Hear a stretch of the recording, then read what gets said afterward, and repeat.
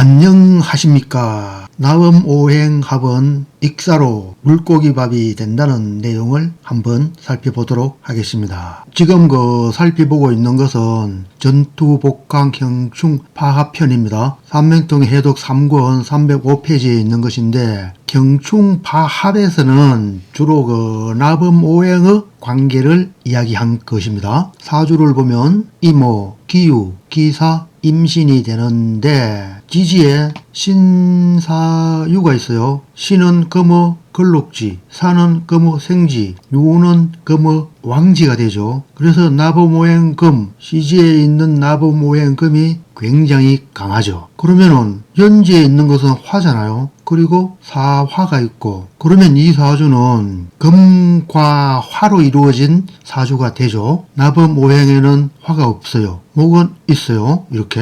그러면은 목이 굉장히 약한 것이 되죠. 특히 연나범의 목, 이 목은 오화를 좌하여 무엇입니까? 사지가 되죠. 그러면은 연에 있는 나범오행신은 어떻게 해요? 허약하잖아요. 기본적으로 나범오행을 추리할 때는 연에 있는 신, 즉 연의 나범오행이 강한 게 좋거든요. 하여간에 강하게 되어야 합니다. 물론 또 너무 강하면 안 되지만은 일단 강해야 되는데, 이 사주에서는 상당히 허약합니다. 그러면은 문제가 있죠. 연의 나범오행신이 너무 약하니까 문제가 있다는 것입니다. 그러한데 이 사주에 대한 유고 선생님의 추리를 읽어보겠습니다. 양목이 가을에 태어났다. 양목이란 것은 이 목이 천간의 임수 양간이기 때문에 양목이라 할 수도 있고, 또는 오화가 양지잖아요. 그래서 양목이라고 할 수 있습니다. 가을에 태어났다. 6월이 되니까 가을이 맞죠. 그래서 백제가 권력을 맡았으니, 백제라 하는 말은 신왕제이니까 가을을 이야기하는 겁니다. 가을에 태어났으니까 백제가 권력을 맡았다고 한 것입니다. 금이 덕성한 시가 되어 목이 극히 쇠약하다. 조금 전에 필자가 이야기했죠. 금이 왕성하고 목은 허약하다고 이야기했었죠. 사신유 건국이 국을 이루었고, 게다가 임신금이 토를 얻어서 시주의 임신이 나범오행 금을 얻었고, 다시 토가 있어서 토생금을 한다는 이야기입니다. 그래서 그 세력이 불어났다. 기사목이 또 임신금과 합하여 재앙이 되어 몸이 손상되어 38세에 물에 빠져 사망하였다 하였습니다.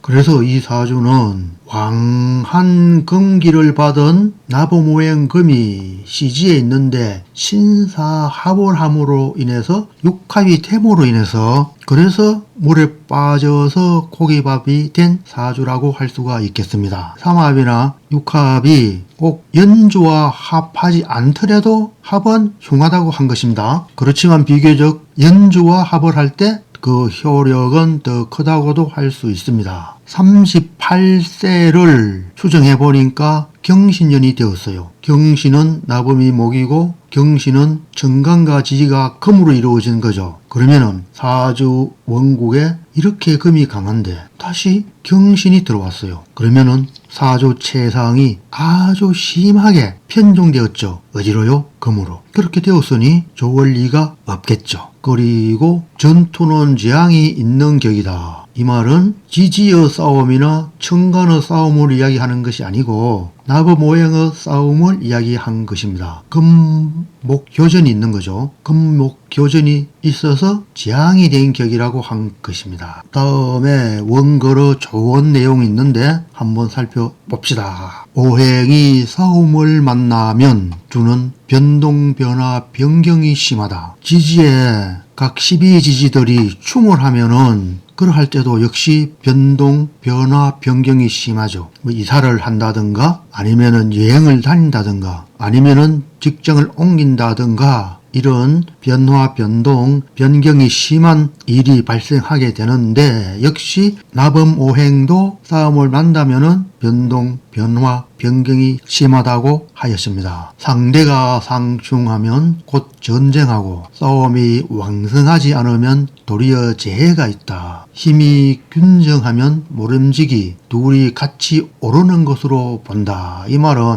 결국 힘의 균등이라는 말은 상충이라는 말인데 이 상충이라는 말이 힘의 균등하게 된다는 말입니다. 이렇게 힘이 균등하게 되면은 둘 다 오르는 것으로 본다. 둘 다 좋게 된다는 이야기죠. 그렇게 해석하는 게 맞는 듯 합니다. 형충은 전투의 승부를 논하여야 한다. 승부를 논하여야 한다 했는데 결국 누가 이기고 누가 지는가를 살펴서 길흉화복을 판단하면 된다는 것입니다. 사주가 치우쳐 잘못 힘이 균등하지 못하면 물에 빠져 고기밥이 되는 것을 막아야 하고 쥐 이빨도 가까이 하지 말아야 한다. 형벌을 당할까 두렵기 때문이다 라고 하였습니다. 사주가 치우쳐 잘못 균등하지 못하면 앞의 사주와 같이 금으로 심하게 편종되었을 경우에 그러할 경우에는 재앙이 있게 된다는 이야기입니다. 앞의 사주에서 보면은 금목교전을 하는데 나범오행금이 신사유에서 힘을 받아서 힘이 나범오행금으로 굉장히 치우치게 되었죠. 그래서 시어나범오행금이 망신사를 안고서 허약한 연어나범오행목을 극하게 되죠. 그렇게 되어서 물에 빠져서 고기밥이 되는 거죠. 재앙이 크게 발생하게 된 것입니다. 그래서 힘이 균등한 게 좋은 거죠. 중화가 되어야 좋은 거죠. 사주는 항상 중화를 이루어야 하겠죠. 나범오행도 마찬가지입니다. 나범오행도 중화를 이루어야지만 좋다고 한 것입니다.